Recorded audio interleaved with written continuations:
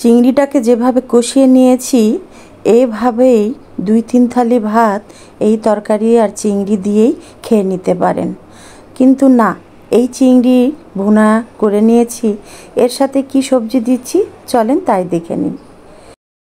চিংড়ি তো কেটে নিচ্ছি, আর চিংড়ি কাটছি বাছছি, আর কত কথা কত কি মনে পড়ছে, ছেলে মেয়েদের সাথে গল্প করছি আর এই চিংড়িগুলো কেটে নিচ্ছি। হ্যাঁ, চিংড়ি কাটার সময় কিন্তু ঘাড়ের কাছ থেকে রগটা বের করতে কখনোই ভুলবেন না। খুব সহজেই কেচির মাথা বা চাকুর মাথাটা যদি একটু ঢুকে দেন ভিতরে, তাহলেই দেখতে পাবেন একটা কালো সুতার মতো রগ বের হয়ে আসছে। তো চিংড়ি কাটা আর শিখাই না, চিংড়ি কাটতে আমরা সকলেই পারি। আসলে আমার যেগুলো মা মেয়ে বা ছেলের বয়সী মেয়েরা আছে তাদের উদ্দেশ্যেই বলছি, নতুন গৃহিণী যারা।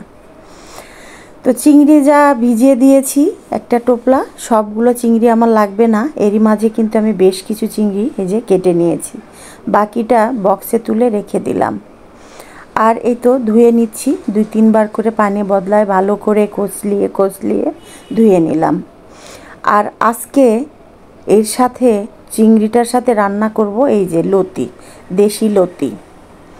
তো ঈদের পরে এরকম মজার এক এক দিন এক একটা খাবার খেতে কিন্তু ভালোই লাগে, কুরবানির গোশটাকে একটু ভুলিয়ে দেওয়ার জন্য। দাঁত মাড়ি সবই ব্যথা হয়ে যায় এই কুরবানির গোশ খেতে খেতে। এই জন্য কয়েকদিন আবার একটু না হয় রেস্ট নিলেন, তারপরে আবার না হয় খাবেন। এইভাবেই আসলে গরুর মাংস বা খাসির মাংস খাওয়া উচিত। তো এই তো কুরবানি ঈদের পরদিন থেকেই কিন্তু আমার এটা সেটা রান্না বান্না চলছে, মাছ, চচ্চড়ি, ভর্তা, ডাল, মানে এক এক দিনে এক একটা করছি।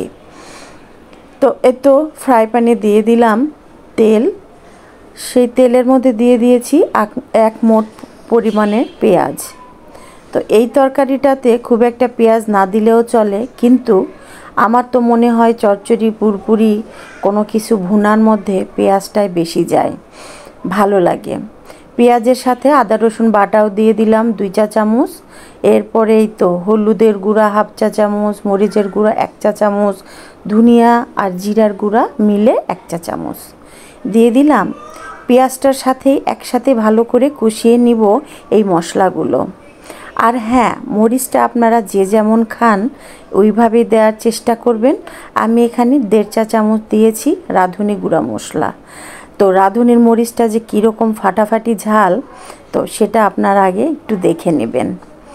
আমি 1.5 চামচ দিয়েছি। ওই যে বলে না, কচু বা কচুরোল বা লতি এই ধরনের জিনিসের সাথে একটু চটপটা করেই রান্না করতে হয়, তাই একটু ঝাল দিয়ে দিলাম।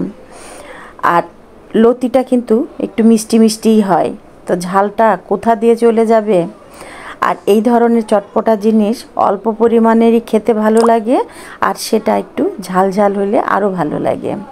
চিংড়িটা দিয়ে দিলাম, দিয়ে একটু কষিয়ে একটু পানি দিয়ে আরও 5 মিনিট কষিয়ে নিব। এই যে দেখতেই পাচ্ছেন কেমন হয়ে গেছে, একবারে মশলা মশলা, মানে জুসি জুসি একটা চিংড়ি। এই ভুনাটা দিয়েও খেতে অসাধারণ। তো এই দেশি কচুর লতি এটা ছিলতে আমার একটুও কষ্ট হয় নাই। আমি আরও একদিন আপনাদের সাথে কচুর লতি ছেলার শেয়ার করেছিলাম, মনে আছে কি? ওই যে স্টিলের যে ঝাঁঝরিগুলো আছে, আমরা থালা বাসন মাজি, ওইটা দিয়েই এদিক থেকে উল্টা দিকে একটা লতি বাম হাতে ধরে ডান হাত দিয়ে উল্টা দিক থেকে টান দিতে হবে, তাহলেই সব ময়লা 1 বার 2 বার, বড় জোর 3 বার, তবে টাটকা লতি হলে তাও লাগে না, সুন্দর পরিষ্কার হয়ে যাবে। দেখেছেন তো লতিগুলোতে এতটুক পরিমাণের কালো দাগ নেই, কি স্বচ্ছ সুন্দর হয়ে গেছে। একা হাতে 1/2 কেজি লতি আমি ছিলে পরিষ্কার করে নিয়েছি খুব সহজে। তো এই তো আমার 1/2 কেজি লতির সাথে এখানে প্রায় 1/2 কেজি চিংড়ি মাছ আছে, মাছ আর লতি সমান হয়ে গেছে। আর এত সুন্দর হয়েছে দেখেছেন, অল্প একটু পানি দিয়েছিলাম, লতি থেকে পানি বের হয়েছে। এরপরে এখন আমি ঢেকে দিব না, 10 মিনিট খানিক এভাবে খোলায় রান্না করব, তা না হলে লতিটা একবারে ঘেটে যাবে। তো ওই ঘেটে যাওয়া লতি আমার খেতে ভালো লাগে না। তো হয়ে আসছে যখন, তখন ঢাকনা দিয়ে দিয়েছি। দেখেছেন, চিংড়িগুলোই বরং তাকিয়ে আছে, লতিগুলো গামাখা গামাখা হয়ে গেছে।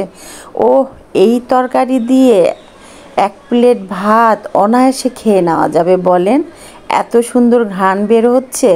আর এই লতিগুলো না, আমি যে দোকান থেকে কিনি, একটু গলা ধরে না। আর ধরলেই বা কি, লেবু কেটে নেবেন, কচু খাবেন, সাথে লেবু নেবেন না, তা কি হয়? সকলে ভালো থাকবেন, সুস্থ থাকবেন। রেসিপিটি ভালো লাগলে লাইক, কমেন্ট, শেয়ার করতে ভুলবেন না, ঠিক আছে? আজকে পর্যন্তই। আল্লাহ হাফেজ, শুভ দুপুর।